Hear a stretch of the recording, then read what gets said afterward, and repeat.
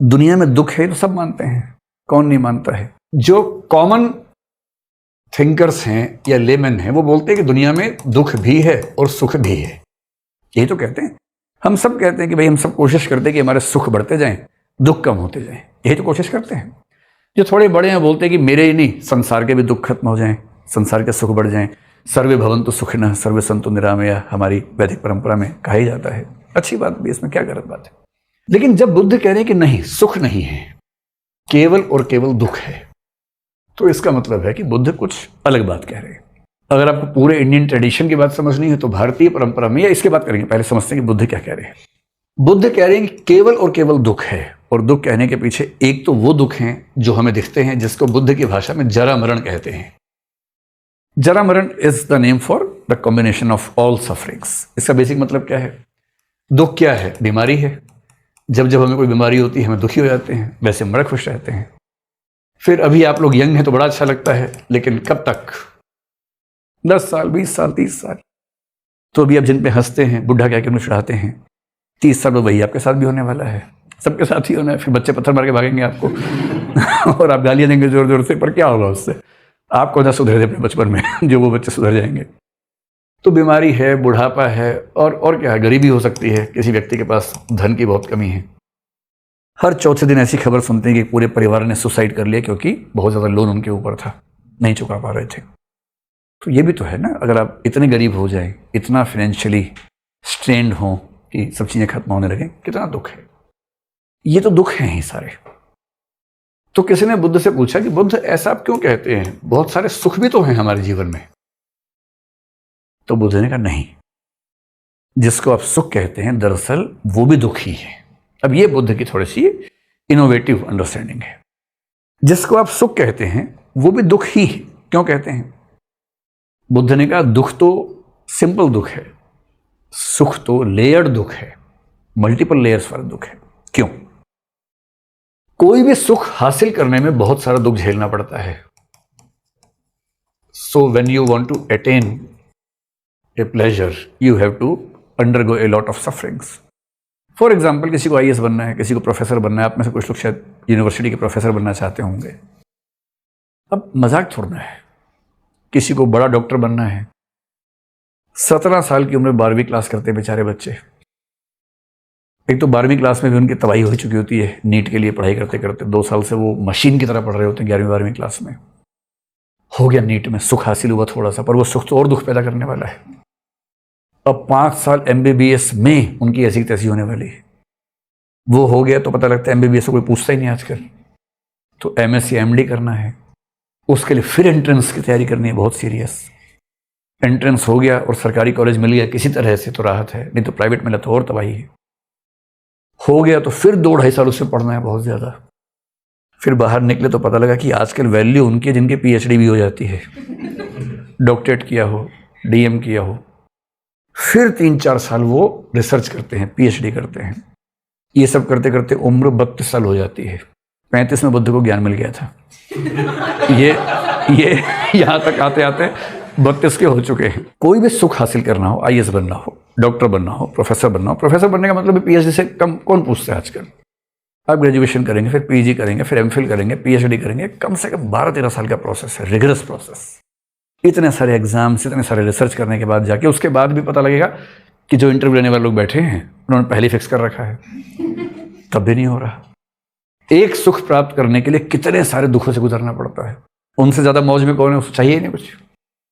एक प्रसिद्ध चुटकुला है कि एक सूट बूट टाई पहने हुए आदमी हाथ में ब्रीफकेस लेके जा रहा था, किसी मल्टीनेशनल में बड़ा मैनेजर था।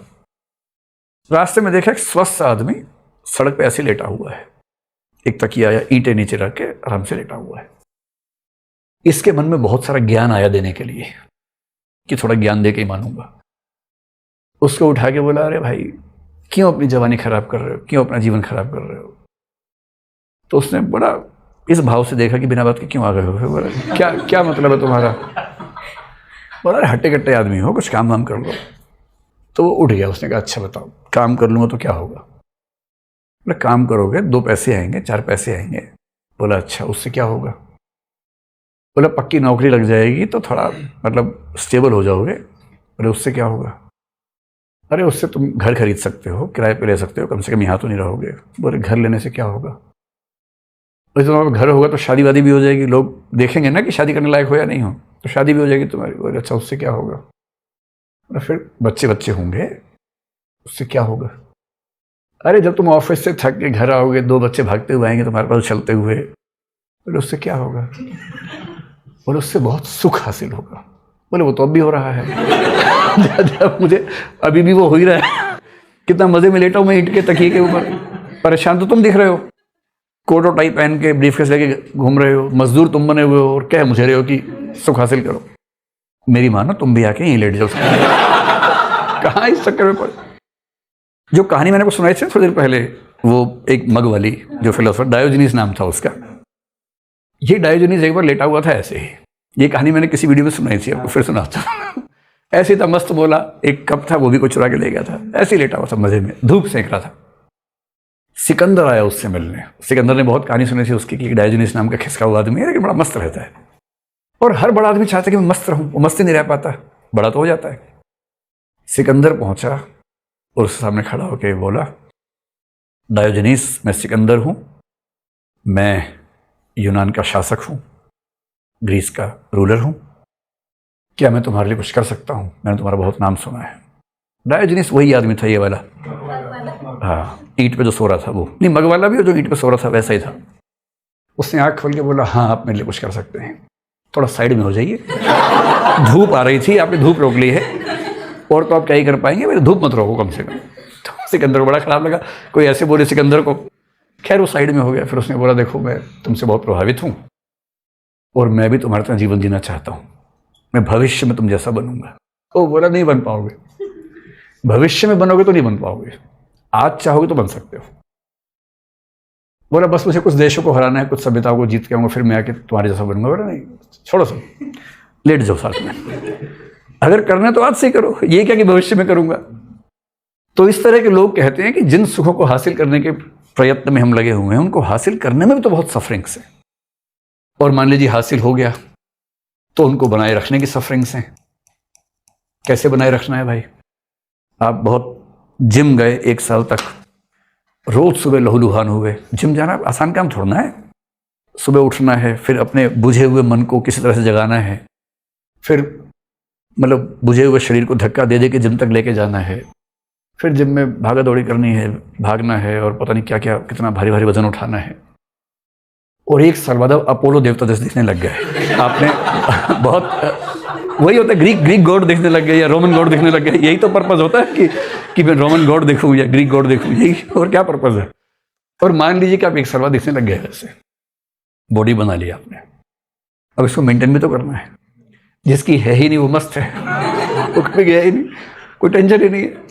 आप कह रहे हैं कि बॉडी बना लोगे तो आखिरी में 5 साल और एक्स्ट्रा जी पाओगे, और वो क्या बोल रहा है, वो आखिरी के 5 साल होंगे, शुरू वाले नहीं बढ़ेंगे, बुढ़ापे वाले बढ़ेंगे, वो कम ही अच्छे होते हैं, और मैं ऐसे ही ठीक हूं। अब आपने पहले बनाई बॉडी और उसके बाद अगले 30 साल तक रोज जिम जा रहे हैं मेंटेन करने के लिए, वरना कितने खराब दिखेंगे कि अपोलो देवता, अपोलो टायर निकला, देखिए टायर की हवा निकल गई एकदम। कैसा ये भी तो होता है। उसके बाद मेंटेन करने का तनाव है, आप IAS बन गए, उसके बाद रोज चिंता है कि ACR खराब ना हो जाए, मेरा बॉस खराब ना लिख दे मेरी रिपोर्ट, हमेशा ध्यान रखना पड़ता है, 50 बातें ध्यान रखनी पड़ती हैं।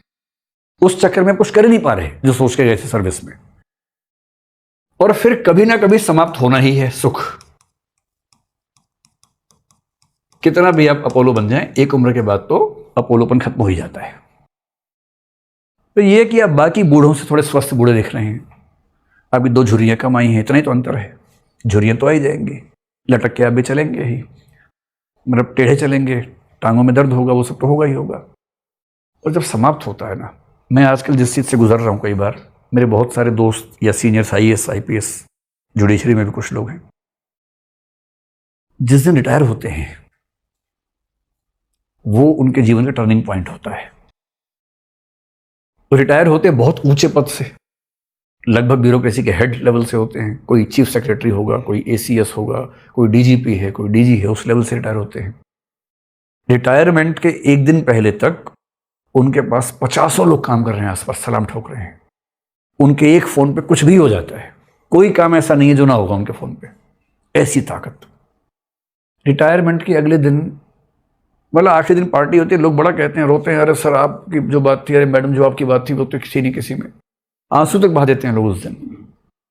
और कई लोग इमोशनल के डेस्क से फिर पहुंच जाते हैं मिलने के लिए। फिर वो कहते हैं सर काम करना प्लीज़, अब जाइए, कभी और मिलेंगे आपसे। अगले दिन एक आदमी साथ में नहीं होता है। किसी को फ़ोन करते हैं कि भैया काम कर देना, कि सर सॉरी सर बॉस से बात करनी पड़ेगी आपको, मैं नहीं कर सकता। 50 लोग घूम रहे थे, अब एक भी नहीं घूम रहा है। और किसी से हेल्प मांग रहे हैं तो वो ठीक मुंह बात नहीं कर रहा आपसे। और तब जो एहसास होता है ना, वो होता है कि इससे बढ़िया तो ये सब नहीं होता। फिर वो जाते टाई उतार के उसी आदमी के पास जो ईंट पे सो रहा है मजे से, वो आज भी मजे में सो रहा है। और कोई भी सुख हो कभी तो समाप्त होना ही होना है।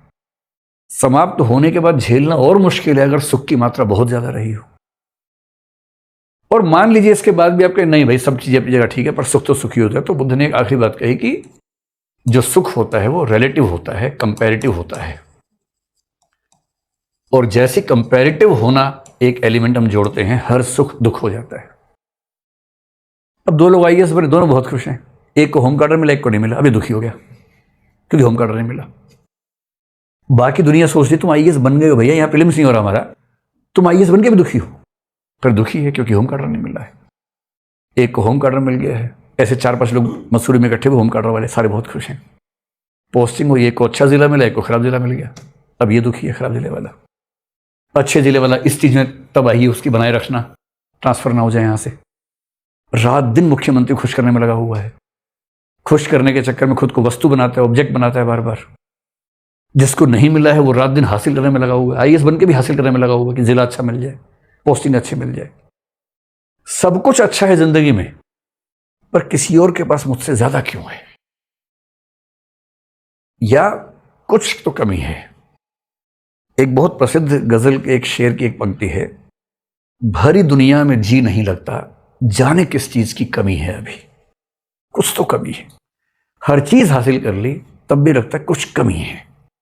और ये जो कमी का एहसास है ये जनरली इसलिए है कि कंपैरेटिव चीजें इतनी ज्यादा हमारी जिंदगी में हैं कि हम एक समय के बाद दूसरों के सुख से दुखी हो रहे हैं।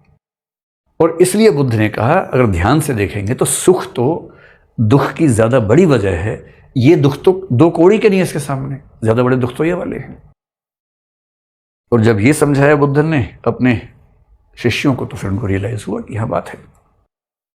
कहते हैं कि भारत में बुद्ध जैसा निराशावादी दुखवादी कोई नहीं हुआ, पर सच बात है कि यह झूठ है। अगर आप इंडियन फिलॉसफी को ध्यान से देखेंगे तो इंडियन फिलॉसफी में मोस्ट ऑफ द स्कूल्स ये मानते हैं कि जो दुनिया है ये सफरिंग्स से ही बनी है। बुद्ध का नाम ज्यादा फैल गया इस वजह से। कुछ ही लोग हैं जो कहते हैं कि इस दुनिया में सुख भी हैं और दुख भी हैं, प्लेजर्स और सफरिंग्स दोनों हैं। लेकिन अधिकांश लोग ये मानते हैं कि इस दुनिया में केवल दुख है। आपको यह पता है कि भारत में कुल 9 दर्शन है? नहीं पता है, कोई बात नहीं, मैं बताता हूं। जो स्टैंडर्ड फिलोसफीज है वो 9 मानी जाती है। 9 में से 3 को मानते चार्वाक, जैन, बौद्ध। नास्तिक का मतलब जो वेदों को नहीं मानते, ईश्वर से मतलब नहीं, जो वेदों को नहीं मानते। आस्तिक हैं 6, उनको बोलते हैं षड दर्शन या 6 फिलोसफीज। वो 2-2 के ग्रुप में हैं। एक आपने सांख्य योग सुना होगा, है ना, एक न्याय और वैशेषिक सुना होगा, और एक मीमांसा और वेदांत सुना होगा। तो जब भी मैं 9 दर्शन कहूं तो उसका मतलब ये है चार्वाक, जैन, बौद्ध, सांख्य योग, न्याय वैशेषिक, मीमांसा, वेदांत। इनका जिक्र कहीं कहीं आएगा। आपको बहुत आइडिया नहीं है, पर मैं कहीं कहीं थोड़ा सा कंपैरिजन करके बताऊंगा। भारतीय दर्शन में अगर हम शुरू से देखना शुरू करें, चार्वाक को छोड़ दीजिए फिलहाल, जैन दूसरा है, तीसरा बौद्ध अगर मान लें, चौथा सांख्य है, योग एक साथ मान लेते हैं, फिर न्याय है, वैशेषिक है, फिर मीमांसा है, फिर वेदांत में आपने सुना होगा एक अद्वैत वेदांत है और एक होता है वैष्णव वेदांत। वैष्णव वेदांत में रामानुज का विशिष्टाद्वैतवाद आता है, फिर वल्लभाचार्य का शुद्धाद्वैतवाद आता है, निम्बार्काचार्य का द्वैताद्वैतवाद, मध्वाचार्य का द्वैतवाद और चैतन्य महाप्रभु का अचिंत्य द्वैताद्वैतवाद। ये 5 फिलोसफीज आती हैं। आपको केवल वैष्णव वेदांत मोटा मोटा ध्यान रखना है कि विष्णु को मानने वाले लोग जो वेदांत के रास्ते पर चले, वैष्णव वेदांत वो है। ये सारी फिलोसफीज मानती हैं कि संसार दुखों से भरा हुआ है।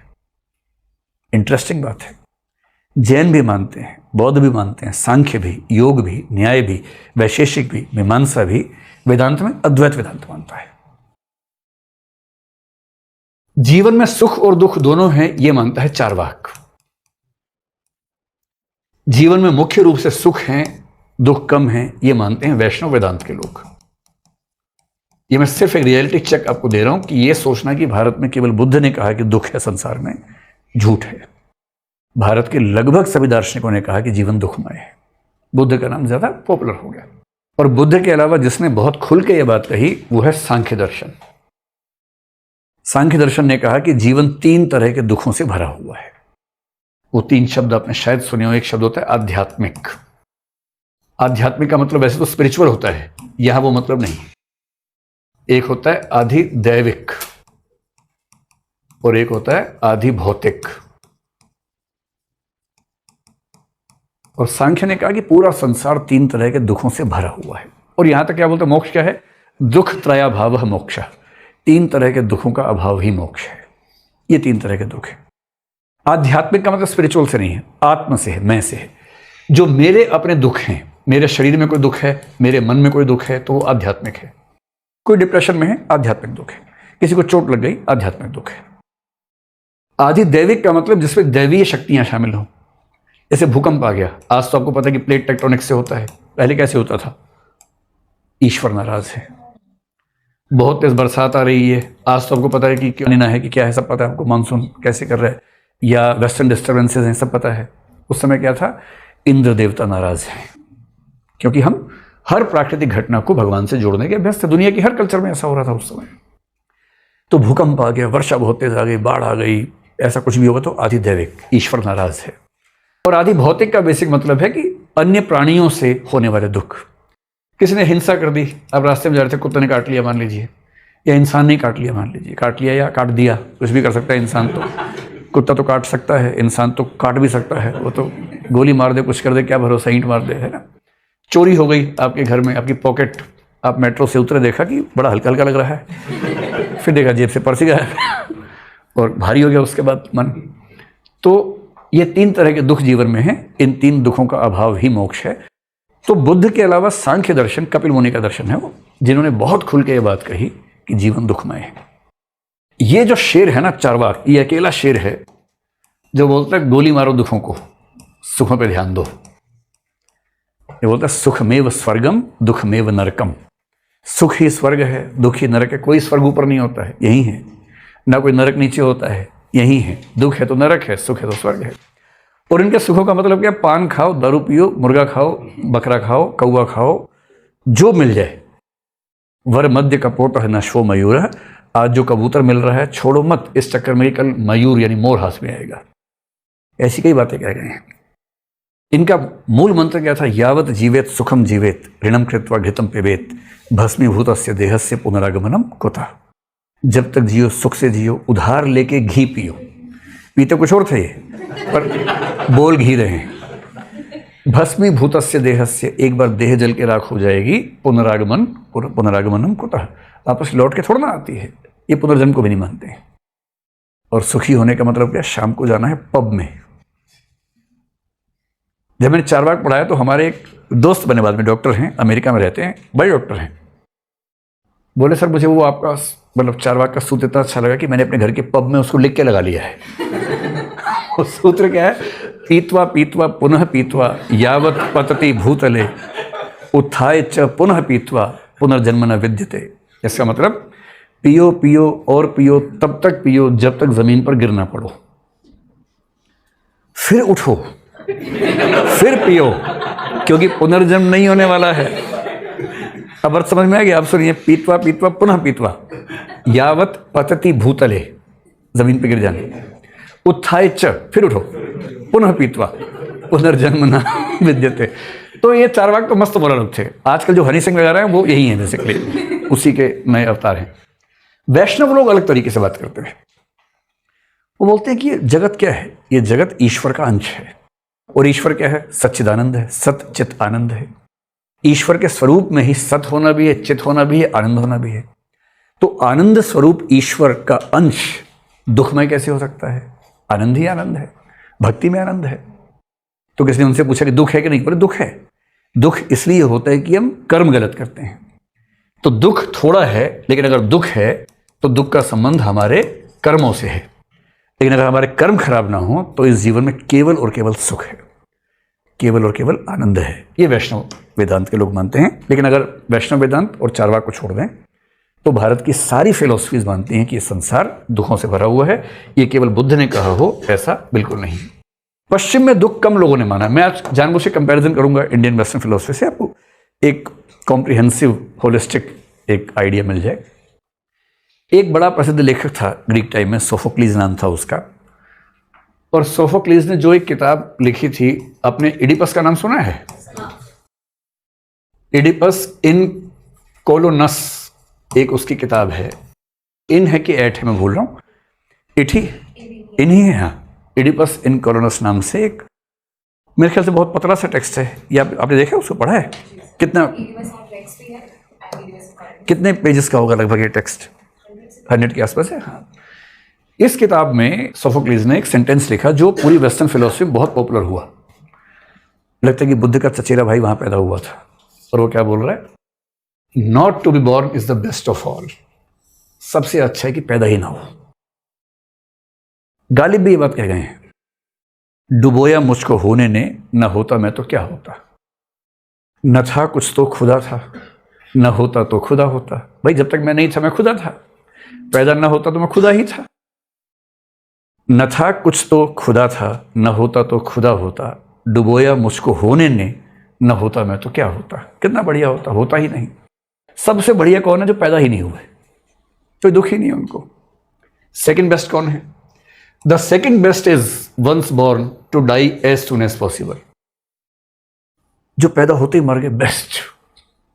अब लोग इतनी क्लिप काट लेंगे और कहेंगे देखो ये कितना दरिंदा है, कैसे बोलता है। क्लिप काटने वाले तो ऐसे ही होते हैं ना, मक्कार लोग हैं, कहां से काटेंगे पता नहीं। तो ये मैं नहीं कह रहा, सोफोक्लीज कह रहा है। सबसे अच्छे वो है जो पैदा नहीं हुए, सेकंड बेस्ट से पैदा होते ही मर गए, एज सून एज पॉसिबल। जीना बेकार है। The third and the worse is to live a long life. और लोग क्या कह रहे हैं कि भगवान लंबी उम्र देना, भगवान और लंबी उम्र देना, भगवान 100 साल कर देना, शतपुत्रवती भव, शतायु भव। आशीर्वाद क्या है कि 100 साल तक जियो। और सोफोक्लेस कह रहे ना, कुछ नहीं रखा जीने में, जो मरने में बात है वो जीने में नहीं। ऐसा कई फिलोसफर्स उनको पढ़ के लोगों ने सुसाइड कर लिया। एक अल्बेर कामू है, एल्बर्ट कैमस या अल्बेर कामू जो भी कहें उनको, एग्जिस्टेंशियलिस्ट फिलोसफर कुछ लोग मानते हैं, वो खुद नहीं मानते थे पर बाकी लोग मानते हैं कि वो उसी विचारधारा में आते हैं। उनकी किताबें पढ़कर लोगों ने सुसाइड कर लिया। इस तरह से जीवन को प्रेजेंट करते हैं कई बार कई फिलोसफर्स।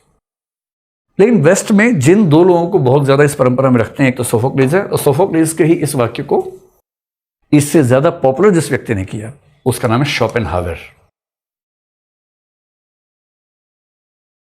शोपेनहावर एट है ना, मुझे लग रहा था कि एट होना चाहिए। हाँ, आपने इस बीच में चेक किया जल्दी से, है ना? हाँ ठीक बात है, एट है। Oedipus eight कोलोनस। इडिपस पता है ना वो कौन है? हाँ, इडिपस कॉम्प्लेक्स का नाम इडिपस कॉम्प्लेक्स क्यों है? Because of Oedipus. तो इडिपस पता होना जरूरी है, तो इडिपस कॉम्प्लेक्स सब समझ में आता है। इडिपस कॉम्प्लेक्स जानते हैं आप लोग? सिगमंड फ्रॉइड ने जिन कॉम्प्लेक्सेस का जिक्र किया उनमें इडिपस कॉम्प्लेक्स। इसका बेसिक मतलब है कि हर बेटे को प्रेम अपनी माँ से होता है। जो बेटा है उसकी पहली मोहब्बत उसकी माँ होती है, और बेटी की पहली मोहब्बत उसका पिता है। इसको इलेक्ट्रा कॉम्प्लेक्स कहते हैं, है ना? तो इडिपस कॉम्प्लेक्स का नाम इडिपस क्यों पड़ा? इडिपस एक मिथ है, एक मिथक है पश्चिम में। एक राजा था, बहुत साहसी था, खूब युद्ध लड़ता था, जीतता था। उम्र कम ही थी, 20-30 साल के बीच में समझ लीजिए। तो बचपन में ही वो अपनी माँ से अलग हो गया था, युद्ध लड़ रहा था राजा बन के। एक जगह उसने युद्ध किया, रौंद दिया। और ऐसा युद्धों में होता है, जो जीत जाते हैं तो हारी हुई सेना उस समाज की महिलाओं को अगवा कर लेते हैं, अपहरण करते हैं, उनका रेप करते हैं। तो इसने, इडिपस नाम के राजा ने एक समाज को हराया और वहां की एक सुंदर स्त्री जो उससे उम्र में बड़ी थी उसके साथ दैहिक संबंध कायम करने का प्रयास किया। शायद कर ही लिया, ऐसा बोलते हैं। और बाद में उसको पता लगा कि वो महिला उसकी माँ थी। क्या नाम है उसका? जुगास्ता। वो उसकी माँ थी। और इस बात की गिल्ट फीलिंग उसको इतनी ज़्यादा हुई कि वो उस गिल्ट में ही खत्म हुआ, आइज निकाली बाहर। तो इस कहानी को यूज़ करके सिगमंड फ्रॉयड ने इस कॉम्प्लेक्स का नाम इडिपस कॉम्प्लेक्स रखा, और उस इडिपस को लेकर ये कहानी का जिक्र भी है। शोपेनहावर एक फिलोसोफर हुए थे जर्मनी में, और इनका समय 19th सेंचुरी का प्राइमरीली है। शोपेनहावर, फ्रैंकफर्ट आप जानते होंगे, जर्मनी में एक शहर है, फ्रैंकफर्ट से बहुत फिलोसोफर्स हुए हैं। इनको फ्रैंकफर्ट्स बुद्धा भी कहते हैं, फ्रैंकफर्ट्स बुद्धा, या यूरोपियन बुद्धा भी कह देते हैं इनको। इनके हाथ में एक बार बाई चांस बुद्ध की कुछ किताब आ गई, या बुद्ध के बारे में कुछ आ गया। वो पढ़ के इतना फैसिनेटेड हुए, फैसिनेशन इतना ज़्यादा इनको हुआ कि बुद्ध को पढ़ते रहे, और पूरी ज़िंदगी बुद्ध और उपनिषद इनको पढ़ते पढ़ते इनका अध्ययन खत्म हुआ। सर्वम दुखम को मानते थे, बुद्ध की अनात्मवाद को मानने लगे, बुद्ध के बहुत सारे फिलोसफर्स को मानने लगे, अनाउंस कर दिया कि मैं बौद्ध हूँ। सिर्फ ये कि निर्वाण को भी मानते थे, लेकिन निर्वाण की व्याख्या जब की तो उन्होंने किंगडम ऑफ गॉड के रूप में की, जो क्रिश्चियन कॉन्सेप्ट है, लेकिन बेसिकली इन्होंने बुद्धिज्म को पूरी तरह से फॉलो कर लिया। और इन्होंने अपने जीवन में कई बार इस स्टेटमेंट का यूज़ किया, जो स्टेटमेंट सोफोक्लिस की स्टेटमेंट थी, इतना ज़्यादा कि बहुत लोग ये मानते हैं कि ये स्टेटमेंट शोपेनहावर की ही स्टेटमेंट है, जबकि शोपेनहावर ने ली थी सोफोक्लिस से स्टेटमेंट, और यूज़ बहुत ज़्यादा किया। और शोपेनहावर को बाकी लोगों ने तो कहा ही, शोपेनहावर ने खुद को कहा कि मैं एक पेसिमिस्ट फिलोसोफर हूँ, और इसी बात से लोगों ने कहना शुरू कर दिया कि बुद्ध भी एक पेसिमिस्ट फिलोसोफर है। और ये बात अभी हम डिस्कस करेंगे कि कहना ठीक है या नहीं है।